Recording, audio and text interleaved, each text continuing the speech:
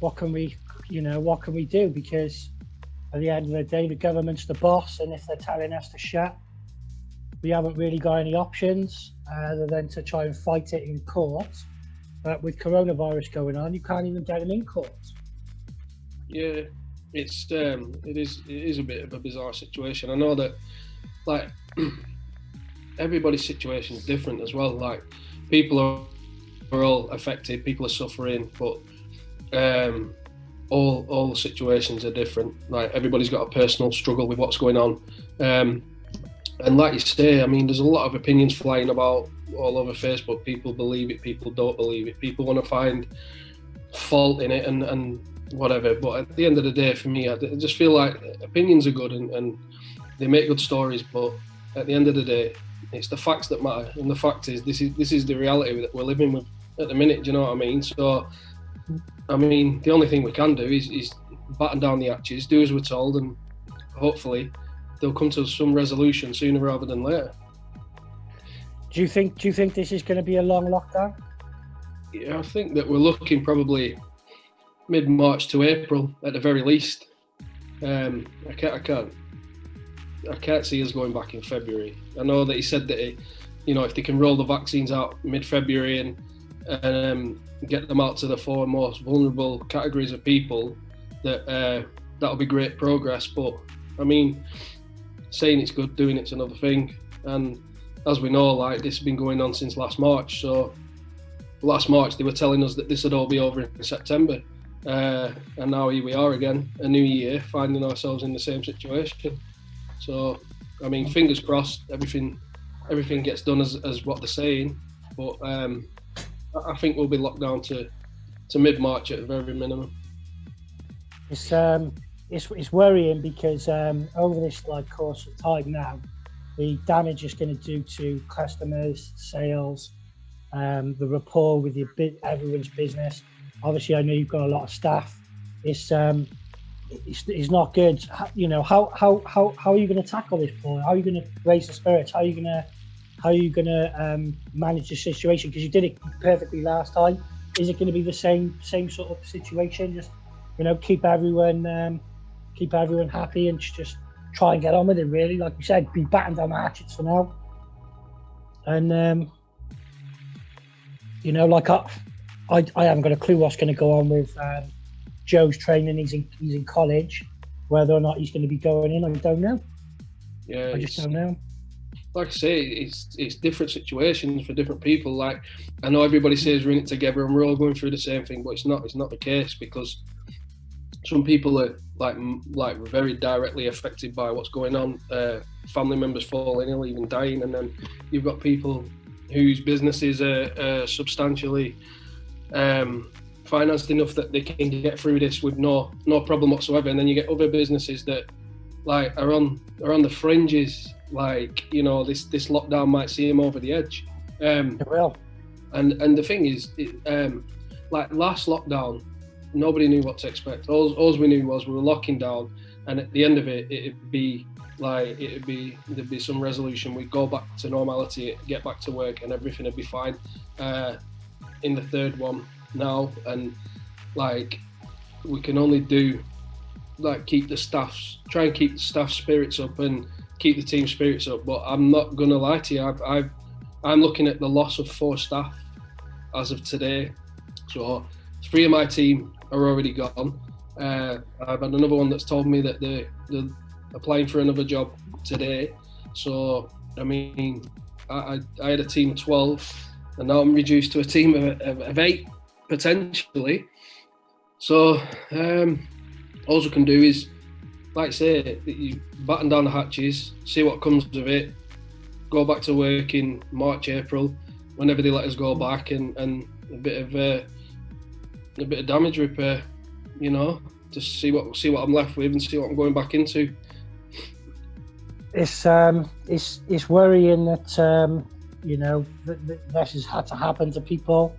I feel sorry for the ones who've had to go into new jobs, and I understand that the majority of the time it's because they got family commitments, they need to make money, they got mortgages, they got people depend on them, kids. So you need an income coming in. They don't seem to be offering us any resolution really for our industry, the hospitality industry in general, whether it's pubs, clubs, and nightclubs. Seem to be hit the worst by this, and we fall in this bracket, and it's a shame really, because today, I spoke to an optician. They're open, they're selling glasses. The veterinary's open. They're all close contact. Okay, you say the veterinaries, it's for dogs and so on. Okay, yeah, I understand pets and stuff. I understand. But the opticians, they shouldn't be having people going and walking and buying in glasses where my business is closed. Same with you, And this whole the news now just coming in now, Paul, from what I'm looking at, is England are now into tier 5. Yeah, we're on a full national lockdown now, so schools are shut, apart from vulnerable children and key workers. And I think all pubs and restaurants are shut, only can do takeaway services, and you're only allowed out now if it's essential travel. Like, you're allowed to go and get shopping and day-to-day items, but other than that, and exercise. Yeah, I think you're allowed. But you have to stay. You have to stay in your area, so yeah. Yeah, and stay in your bubble when you're exercising. So yeah, it's back to March. It's the same scenario as we found ourselves in March. Well, it's also saying here there's an estimated 1.1 million people in private households in England that have had COVID-19 between the 27th of December and January the 2nd, according to the new ONS figures. And then obviously Boris has locked it down basically because of that. Doesn't say about deaths, but then you've got this Chris Whitney saying here that they haven't got any options, and then we're also going through a Brexit exit at the moment. Don't you think we need to be trading? That's the other thing I want to ask, Paul. Trading, obviously, I know we're talking about barber most of the time, but what do you think's going to happen with Europe and trading now with all this? I'm going to be honest with you, mate. I'm a total novice where Brexit's concerned. Okay. Not so much with Brexit, just on about trade coming in. Trading with Europe. I just think that somewhere along the line, something has to be sorted. Something has to be sorted. But I don't think we're going to be left out in the cold completely. Do you know what I mean? Maybe it'll affect our travel into Europe. Maybe it'll affect Europeans' travel into Britain. But as far as trading is concerned, I don't think it's gonna cease totally. That's all. Like I said, I'm not into politics, so I don't follow Brexit. I didn't vote on it.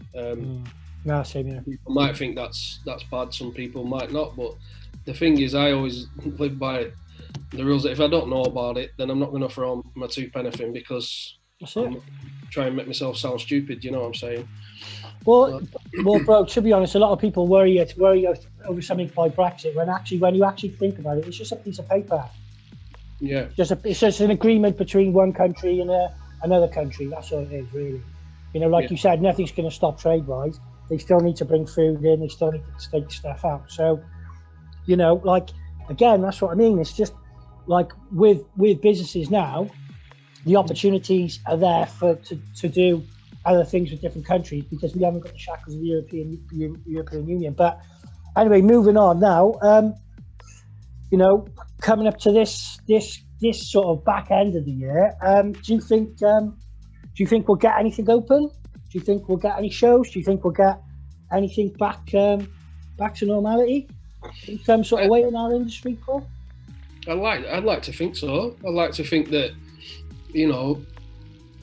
I'd like to think that by the end of this year, it's going to be done and dusted, because obviously they're getting the vaccine out. They've given us this lockdown, and I know that the date April the 5th has been bounded around, and people are hoping that we can get back to work and get back to normality by then. But I do think it'll take a little bit longer to get back to how things were before. They're talking about having passports to say you've been vaccinated before you can enter certain places and stuff like that. So I don't think things are ever going to be totally the same.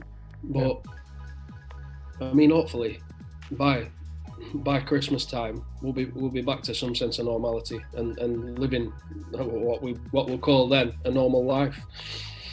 Well, you know, we got to be optimistic, and we miss this Christmas. Next Christmas, they gotta let us have a Christmas.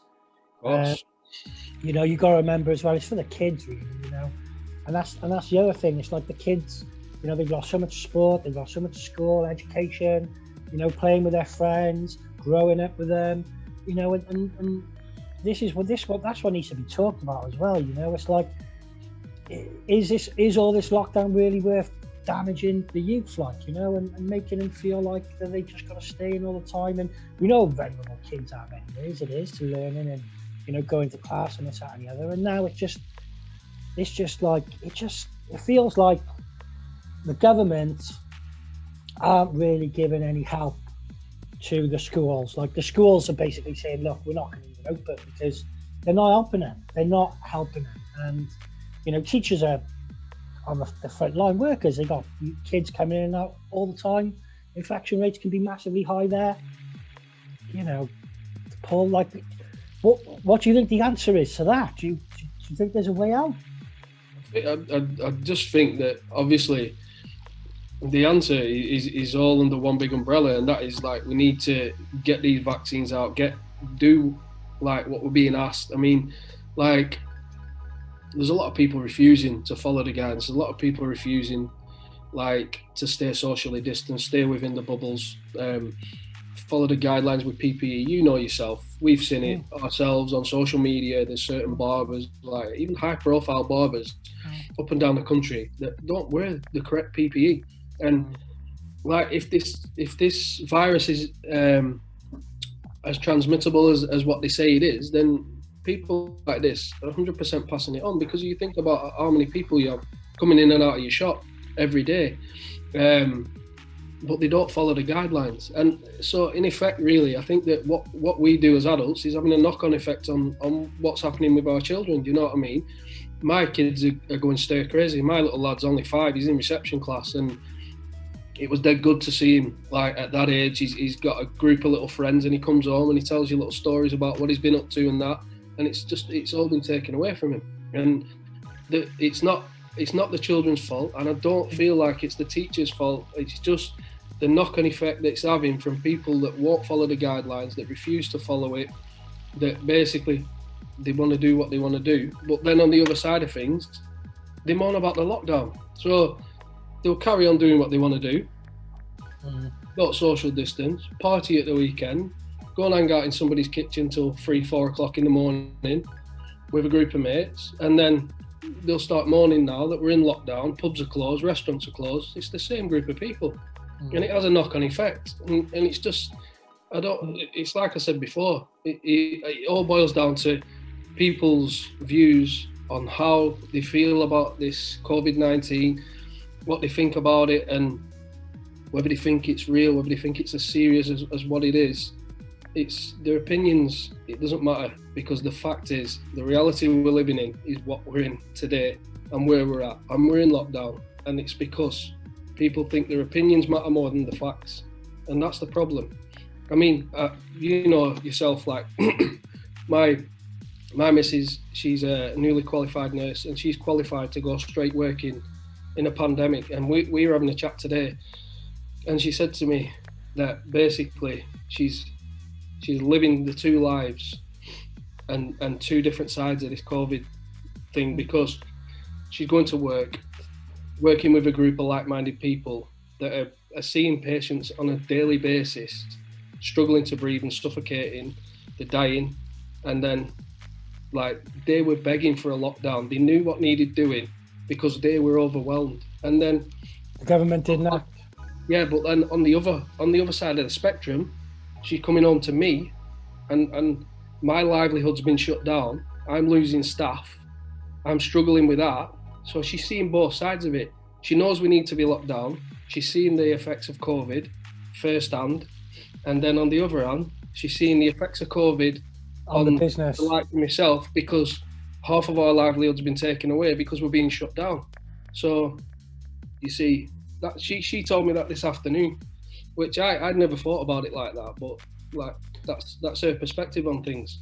Well, that's amazing that she told you that, and it's a brilliant insight to the interview, because, like, again, it's amazing. Like, the two sides of it are so opposite ends, because you've got a lot of people who are having their businesses who are closed, who are like, oh, this is all rubbish, you know, so on and so on. And then obviously, you know, your missus being a nurse as well, seeing, you know, firsthand what's going on, you know, it's not good. You know, we're in very, very difficult times. People do need to start listening. You know, everybody needs to start listening. Everybody, and that's including myself. And you know, we've got to start thinking about the future, and about, if we don't do something and act now, as in not just what the government's saying, but actually, you know, everybody go, right, we need to do this. Because I think what everybody needs to do is we need a collective plan. And I think we need to use social media and the internet, and the TVs need to start giving people options of, you know, how they can stay in, entertain themselves, having a bullet point stay home plan to keep people energized, keep people aware, keep people socially distancing what's going on, take it to that next level. That's what I'm thinking for, because we're getting to that stage now where, you know, we're all using technology and so on and so on, but we're not using it to our advantage, and we're only using like 10% of what we could actually be doing with it. And the problem is, there's a lot of negativity as well out there on social media. When I only have a profile on Facebook, Instagram, and we got one on TikTok, and it's just basically for promotional use for the shop. And like, every time you go on it, I've even felt like deleting like my shop profile, because whenever you go on it and you scroll through it, when you have 5 minutes, it is bare negativity. It's just like COVID, and it's like, it's hard for everybody like to contemplate what's going on anyway. But then people are on Facebook and Instagram, and they, like I say, they've all got opinions on it, and everybody's got a different opinion, which is fair enough, because, you know what I mean, like I said, it's what life's about. You have your opinions, you have your thoughts, and some people choose to share them, some people don't, and the negativity, a lot of people feed into it. So I mean, mental health issues must be like through the roof at the minute. Oh, massive. It's massive. And the thing is that, like, we've had so many suicides, we've got homeless people left, right and centre, and I'm just thinking now, you know, like, the government have got to do more, mate. You know, they have to now. Whether or not it's, you know, basically there's an emergency fund which they're not using as well. Someone said the other day, I seen on like a group, and I think that they should use the emergency fund, basically just to keep the small businesses open, rather than giving us Mickey Mouse money. And also as well, they do need to start giving the local councils more power to shut people down if they're not complying. Yeah, you're 100% right where that's concerned. I mean, yeah, like, I mean, obviously there's a big call now for barbers to be state registered and licensed, and it's there's no better time to be pushing this forward. Like, I mean, there's so many issues that need looking at, like PPE, for instance. PPE, the place, when we went back after lockdown, the place I was buying my PPE from, I could buy a box of 100 nitrile gloves, and it was like £8 for a box. It's gone right up now. 14 quid. It's £14 for a box, but I think I paid 20 for the last one, and that was only because we had to go from some mad company. Yeah, but this is the thing. You imagine now how many pairs of gloves you're going through, having to wear a pair of gloves for every client. It's ridiculous. So we're ordering like a box of 100 boxes, and it's costing us like 150 odd quid, 160 quid with that on top for one box, and we're going through a box a week. So, you know, it's like, surely there's some sort of reprieve somewhere for us. Like, where Well, again, like PPE is concerned or anything. Yeah. Like a support package for PPE, because they seem to just lose 300 million. You know, that could have gone to us barbers, or you know, the people who are actually spending money on their own PPE. You know, we have to spend money on masks, visors, hand sanitizer. You know, and gloves, constant, going through tins and tins and tins of spray, tins of it, bro. Just stack. Like, we probably created more rubbish in one day, the first day we open back up, than in like the whole week we would normally fill a bin with all the PPE stuff, you know, because we had the disposable gowns go over the gowns, you know, and just paper after paper, you know, just constantly, just bottle after bottle of spray as well, just constantly empty bottles all the time. And it's just like, in the end, you just end up with so much rubbish at the end of the week. You're just like, you know, we've gone from 2-3 bags a month to double, triple that a month. Yeah, the amount of plastic now that you producing, or not producing, because obviously it's produced, but what I'm saying, the amount of plastic waste now that we're producing is just ridiculous. It's absolutely ridiculous. It's just got black bags full of disposable plastic gowns. And the other thing as well, what I noticed, a lot of people come in with the mask on at the start, have a haircut, go, chuck the mask in the bin and walk out the back. And then you've got a bin then full of dirty masks. I know. And you look inside them and you're like, oh my God, that's just me. And you're just like, you don't even want to open the bin. It's disgusting.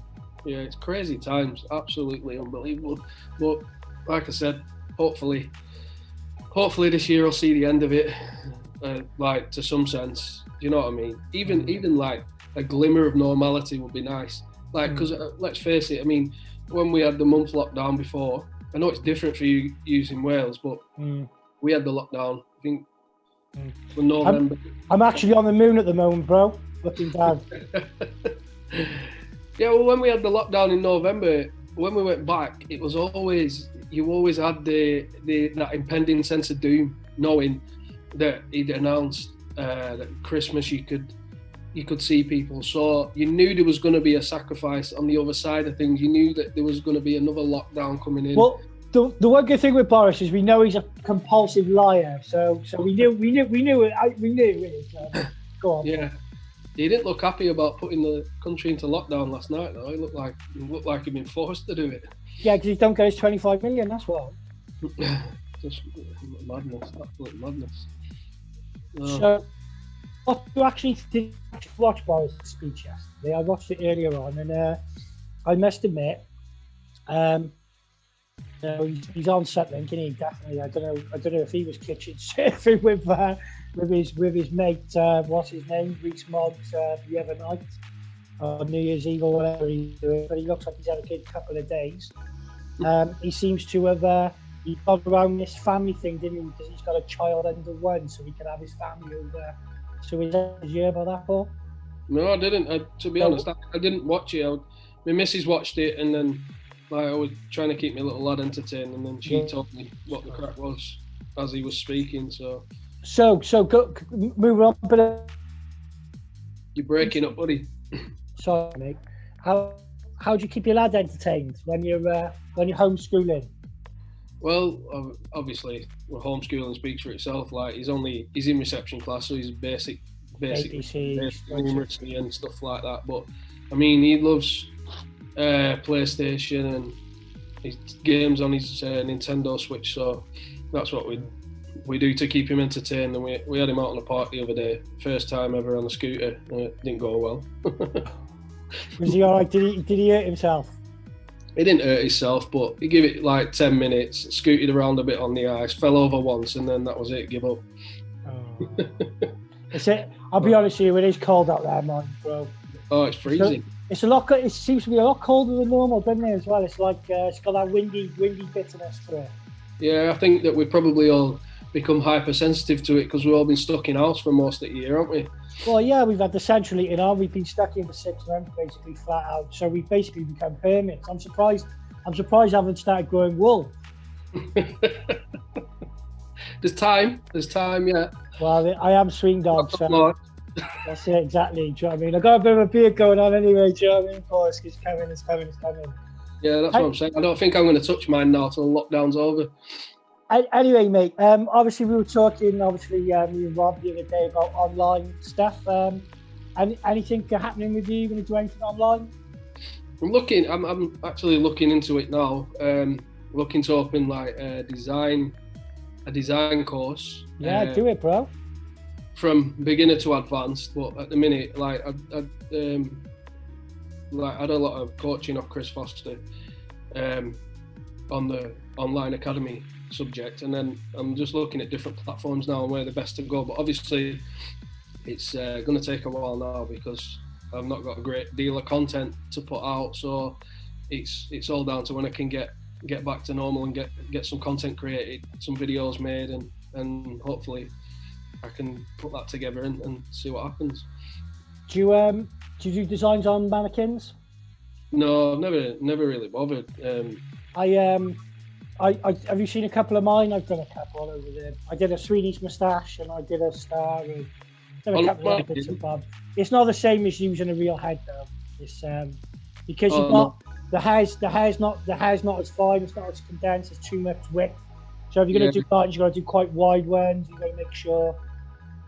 Don't narrow it off. And when you look at different angles, it sometimes doesn't look like there's a lot. It's very strange to do on a man. The hard work just to give a haircut too. I know. They are annoying. The only good thing about it, mate, is it keeps still. Yeah, well, there's that, isn't there? That's unless you're flinging it across the college room, salon room, Wow, which got done a few times. Yeah, true. So, Paul, any stories over Christmas in the barbershop just before you lock down? Any funny with your clients? I know. I've noticed that, like, in all fairness, you do have a good laugh with your staff when you're there, don't you? You have taken the mick of it, then you have no best. Yeah, we have that mentality in the shop. Like it's we love ripping each other. It's a part of the daily life. But I can't think of any stories as such. You know, it's pretty much been like it's not been quashed altogether. But like wearing the PPE and the masks and the visors and stuff like that, it's like you start a conversation with your customer and you find it difficult because you can't hear what they're saying, they can't hear what you're saying. And the good thing about our shop was everybody's like-minded, so the customers would come in and they'd have banter with us, they'd rip us and give us grief, and then we'd do the same to them. And like it's quite a unique environment, you know what I mean? Everybody feels at home there and relaxed enough to do that. But I feel like the PPE and stuff like that's taken an element of that out of the shop. But I mean, it's been good over Christmas. It's made it a bit stagnant having it with the conversation with the clientele. Yeah, it's difficult. And most of the conversation now is COVID, isn't it? Straight away, it's like, oh, you know, lockdown. It's like almost as if like the virtue now is like, it's like we've got to try and balance it out in the barbershop, haven't we, with our conversations? Because I've noticed a few times that people have come in and I've been really buzzing and they've ended up leaving and I feel depressed. I feel like hanging myself. Like I feel so like worn down because they've gone on about COVID, then they've lost their job, then this has happened, then the roof's fallen off. I'm just like, what the? Do you know what I mean? I'm like, I thought I was having a bad day. Yeah, been there. Like, yeah, you get a few in like that, and to be honest, like you say, it's like when. Not only is it like the masks and the visors and stuff, but like you just said there, like when people are like the same conversation one after the other, and the majority of it is like COVID related, you know. It's tiresome, doesn't it? I think I just had an alien invasion in my room, bro. The background disappeared. Oh, it's gone. Yeah, no, mate, I totally understand, man. And it's like the visors they're quite annoying because they alter the vision of the haircut. Yeah, it becomes difficult sometimes. You've got to sort of keep popping them up. You've got to make sure you get the right ones. I've noticed the mask one's probably the best actually because our eyes are free then, you know. Yeah. But it's trying to get hold of them. It's like trying to get hold of black gloves, mate. You can't even get hold of black gloves at the moment. They're so they're so rare to get now. I've got one pair of black gloves left, and I was thinking about auctioning off a British Master Barbers 2030 brush for $3,000. Is that going to be so rare? Do you know what I mean? You won't be able to get black gloves anymore. They're all going to be made of bloody reused masks. Yeah, I think everybody likes wearing the black gloves. I don't know what the crack is. All the gloves are the same. They all just, you wear them for about half an hour and then you throw them in the bin. So I don't know how everybody prefers black. I don't know. Right? Do you know what it seems to be with the black ones I order? I find that when I put the talc in, the suction on them, they just fit my hands nice. It's like they're specifically made for barbers. Like when you're using the other gloves, you're using the blue ones or the see-through ones or the other different coloured ones. I don't seem to get that. I don't know, that feeling right with them. I don't know. But again, there's so many different gloves. But like you said, as long as they do the job and they fit right, you know, what does it matter what colour they are? Yeah. But that's my preference really. But trying to get hold of them gloves. We're the same. We'll go for the black ones, but it's like I said, I don't understand why automatically you're like, yeah, I want the black gloves. It's just mad. But all barbers, when you see like videos and posts on social media, all the barbers are wearing black gloves, and it's like, I think that's what it is. It's a subconscious thing because you think, right, I've seen Kevin Vorley wearing black gloves, I've seen Chris Foster wearing black gloves, I've seen Robert Grosvenor wearing black gloves. Do you know what I mean? I've seen, you know, Mark Sposon wearing black gloves. It's like you subconsciously then go to that, I suppose. But again, it's like, you know, tools, like, you know, it's like certain tools, like you sort of follow who you follow, don't you, really? And yeah. You know, I'm got against the grain a bit because, I mean, I've always used Wall, and then, like, I know I'd seen that you and Rob were using the Babyliss Pro FX, so mine are ordered. They should have been here today. So what have you ordered the pack? I got the gold clippers and the gold Skeleton FX trimmers, but... Oh, bro, when did you order them? Where? When? Just before lockdown. So if you look, right on the 1st of January, they're doing the foilers and the skeletons for $250 plus shipping. I think I seen that. Yeah, and I think for like $20 more, you can get the custom FX and you can customize them. So you just go on the App Store, put Babyliss for barbers, and then the app will come up, custom, click, download that, and then you can customize the one you want. Just screenshot it, send it to the guy. He will then do it on his computer and get it all set up for you and send them over. Because I'm gonna order I'm gonna order a new foiler and the new skeletons because I want to get a Sweeney Barbershop colour ones. Do you know what I mean? But it's like, it's going to be like red melted into black, and then I'm going to get the actual logo put onto the actual clipper. So it'll be on the foiler and the clipper. That sounds good. I'll have to pay a bit extra for that. So they're going really in with the custom now, Babyliss are, which is good to see. I haven't seen anything from Well.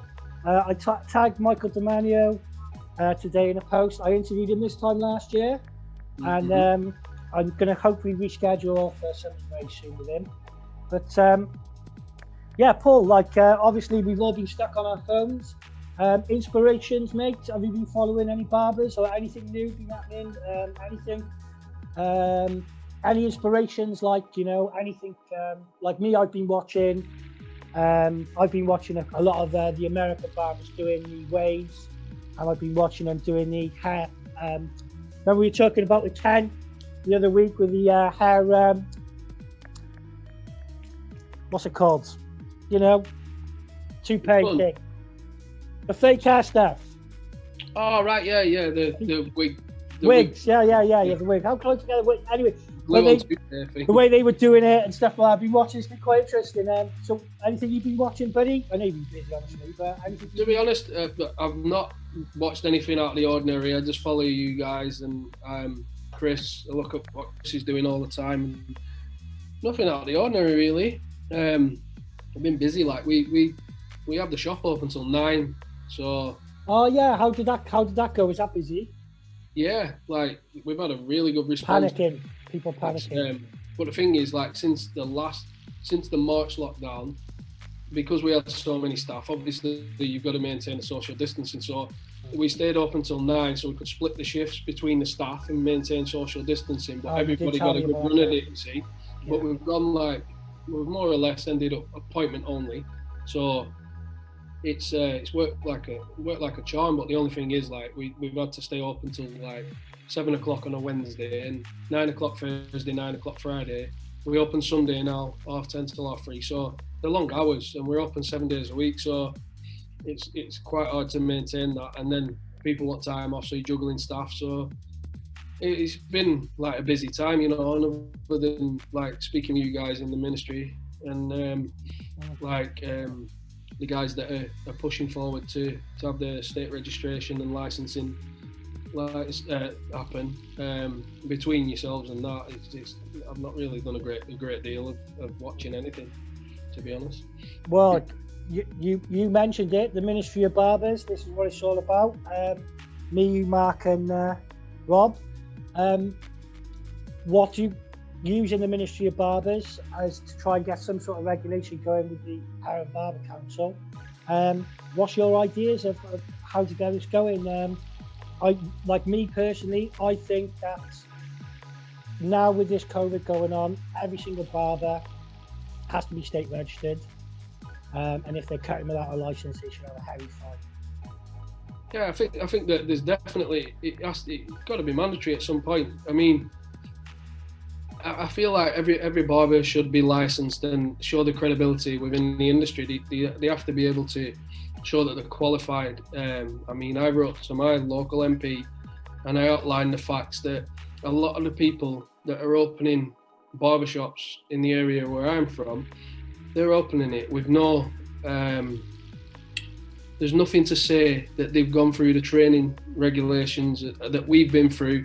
I mean, when you do your training, you're covering things like health and safety, you're covering COSH, you're learning about safe disposal of sharps and stuff like that, which we all use as barbers, because we use cutthroat razors. And these people are opening and operating shops without any education on that. So, I mean, don't get me wrong, there's some good barbershops out there that are in this situation and they've opened through time served behind a chair, which I know that they're talking about a thing called grandad rights, which means that if you spent so much time behind a chair but you don't have a qualification, then you'll still qualify for the license because you've done so much time behind the chair, which you're competent at what you do. But when I wrote to my local MP, I just pointed out to him that like some of these shops are opening and they've no training. They've no training in cost, they've no training in health and safety at work, client confidentiality, things like that. You cover all this at college, and at the minimum, to open a shop, you must have to show your credibility and show your credentials. It's ridiculous that, like, I mean, you can go and do a weekend course, an introduction to barbering, and then the week after, rent a premises, open your own barbershop. What other like industry could you do that in? You couldn't do that as a tattooist. You couldn't do it anyway. Do you know what I mean? I did an SMP course, and the stuff that I had to go through just to get my premises like legal for me to carry out that procedure.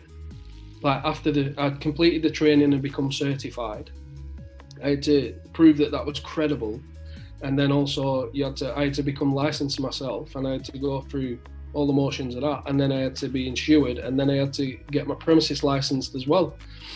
So I mean, obviously tattooing's a lot different than barbering, but I mean, I feel like we should be following the same sort of protocols. 100%. So I mean, yeah, I'm 100% agree that all barbers should be licensed, and if you're going to own a shop, you should have been licensed for longer than, I don't know, a couple of years at least. You know what I mean? And again, that's why I think we should use the Ministry of Barbers for, you know, try and get everyone to unite behind, you know, that vision of getting everything in order, getting everything legal, getting everything, you know, so people just can't just come in and do what they've been doing, charging ridiculous prices, opening where they want, closing down, opening back up. It ruins the credibility of the standards of barbering, Paul. Of course it does. You know, I don't know if you saw my post on Christmas Day. I saw lots of barbers posting videos, sharing videos of people chucking talc on their clients or slapping them in the back of the head or setting their hair on fire. And I said, look, guys, you know, us barbers, yeah, it is all good fun. It is all good fun. But these videos, I've seen them before, and it's like, there's not a place for that in our industry. I don't think we've worked too hard to get our industry super cool for it to just turn into an absolute joke by, the idiots around you. You know, it's just, it just makes me think to myself, why am I wasting my time? You know, with doing all these videos and this, that, and the other. If somebody's just going to just chuck talc all over somebody else and then slap them over the back of the head, you know. And then someone else does it, and then someone else does it, and before you know it, people you know are doing it. And it's just like, it just gets out of hand. Yeah, you're right. It lowers the credibility of the industry, and I think that's what the point is. It's the standards that have got to be kept.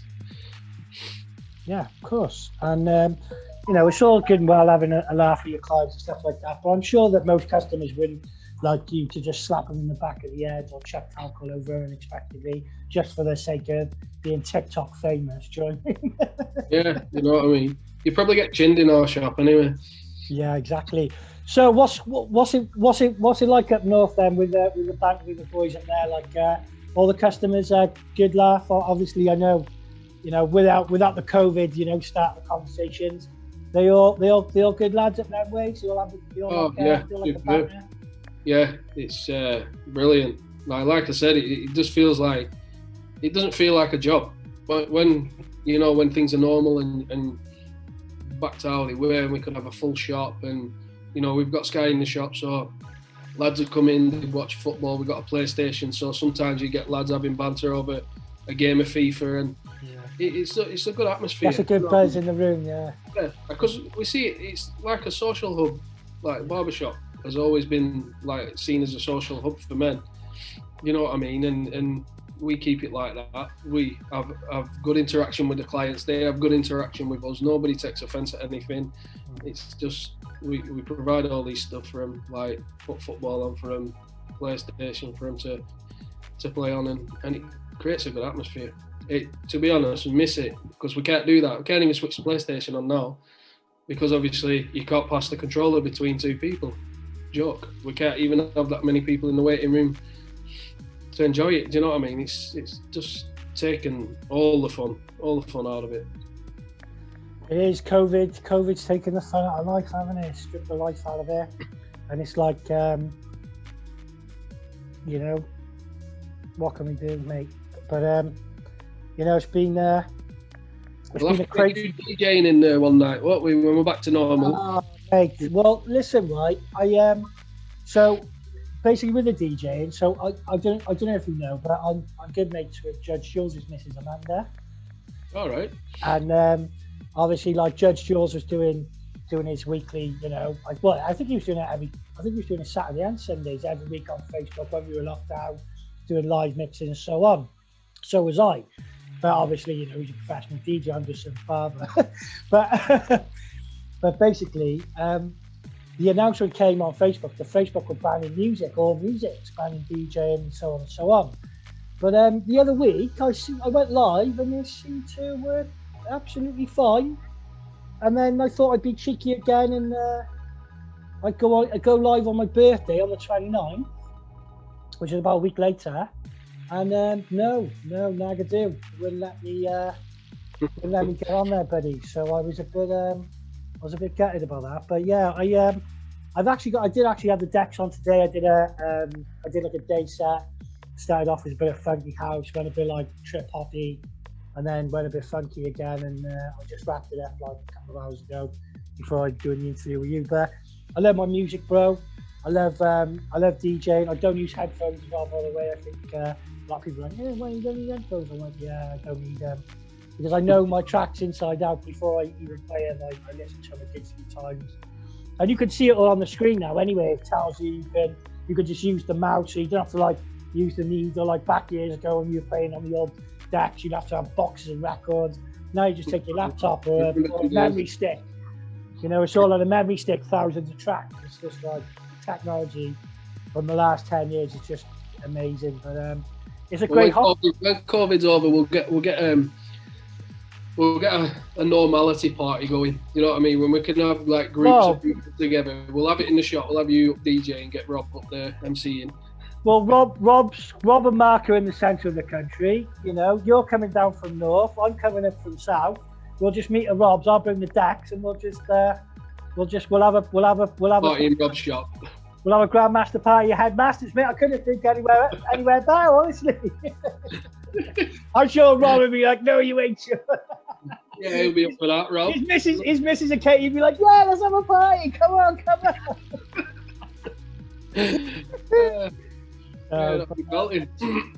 No, but yeah, like I said, you know, like British Master Barbers last year with Rob, mate, honestly, like we had the decks there, and that was a brilliant day. I'm just so gutted that my two guys who I took, they were meant to be doing the videos and stuff. They were just so, like, I don't know, maybe they were just shocked at like how close everybody is, you know, like especially like Neil, like he saw MK, it was like meeting Will Smith.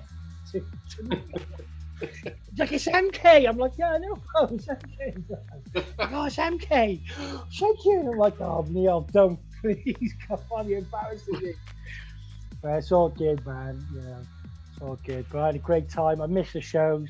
That's one thing which I do miss. When do you think that we'll get back on track with the shows and stuff like that? Do you reckon? Well, me personally, I think we're gonna have to go at least another 2 years with all this crap. I think we're gonna get a couple of shows in between. I think we might get Sound International this year, only because it's at the end of the year and it's quite a big one. In October, isn't it? And if we all moan, the government will just fuck off.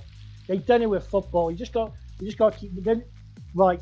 Pro Hair's not going to happen this month or this month. That's not happening. Connect won't be happening. Barber UK won't be happening. HJ North won't be happening. HJ South won't be happening. British Master Barbers won't be happening. I'd like it to. I'd love it to, but I don't think it will. It'd be nice if it could. What goes on in December? You've got the Barber Bashes. One of them might go through.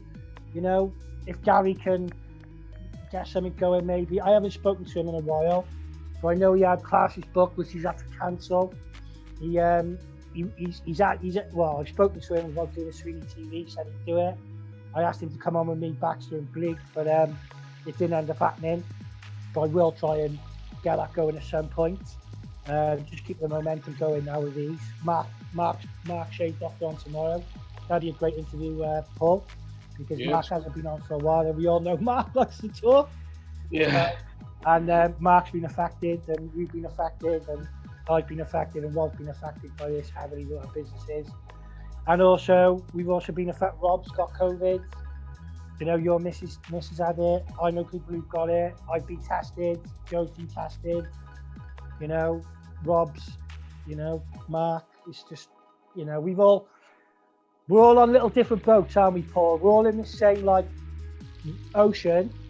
We're all on different sized boats. Yeah. Some of us are like closer to than we need to be. I'm just in this little one-man boat with my decks go, do you know what I mean? But like, if you go down into the tunnel underneath, I've got a massive room, bro. It's like, have you seen the Potters? The little Potters? Yeah. You go into their house, and it's just a massive gap under the floorboards. For God's sake.